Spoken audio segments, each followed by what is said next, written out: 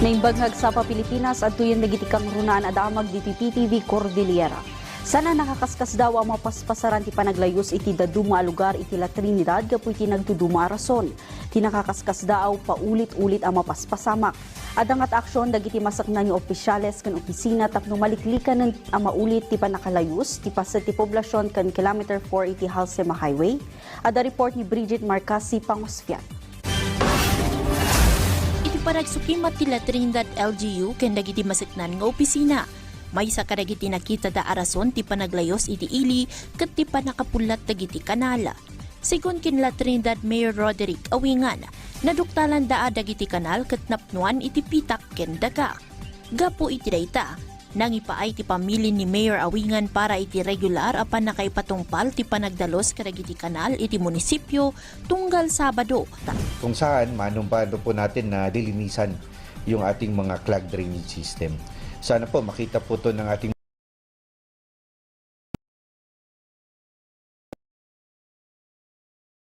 Bulo River, Budikiwkaw Springs, Pugis, Poblasyon, ken Wangala. Inaklon ti mayor asaan nakabailan ti lokal a gobyerno amang sulbar ti nasa o aparikot isu a kasapulan dati tulong ti umili. Yung mga lugar po na nasabi ko kanina na medyo may mga clogging na to, hindi po kaya ng mga heavy equipments na pupunta. Kaya talagang mano-mano po yung gagawin natin pagdilinis sa Sabado at sa mga susunod na Sabado ngayong buwan po ng Setyembre.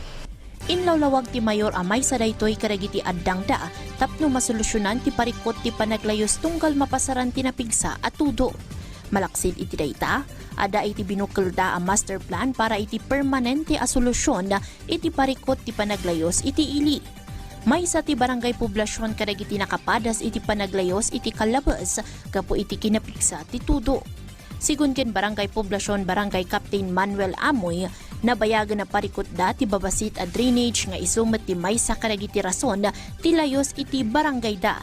Indepensa na asaan at ti barangay da ti makagapo iti layos iti abay da a barangay ken dagitoy ti biktima. Kaputa iti poblasyon ti pagturungan dagiti danom manipot iti daduma a barangay. We have a plan that the roads going to Optisi kat baka di mabalin nga may isang alternate nga mabalin nga maarami. It remains nga isa matin sa Disney. We have the joint resolution iti Barangay Bitag in Barangay Pugis for the construction of the drainage canal. Bridget Marcasi Pangosfian para iti Pambansang TV. Iti Baro, a Pilipinas. Iti sabali adamag na pagnumaran mo dagiti umili iti abra ti benteng bigas meron na program ti gobyerno ang magatang iti 20 pesos per kilo.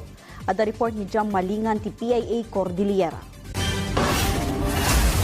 Agdagop sa ngaribo ket 5 a senior citizens, persons with disabilities, solo parents, ken 4-piece members iti abra, tinagnumar iti 20 pesos per kilo a bagas, iti pan nakairugi iti benteng bigas meron na rice program, anaangay sa Jay Bangged Town Plaza, iti September 3. Daytoy a programa ni Presidente Ferdinand Marcos Jr. ket indaulwan ti gobyerno probinsyal, Department of Agriculture, National Food Authority, Food Terminal Incorporated, ken Abra Farmers and Employees Cooperative wenno AFEMCO. Dati apokit dati magagatang kayo iti 10 kilograms iti binulan nga bagas iti presyo nga 20 pesos per kilo. So dati 10 kilograms ako 200 pesos lang iti bayad na. Ket ti kalidad ako napintas iti kalidad na dati nga bagas nga nagkapo iti NFA agsipot ta locally produced detoy.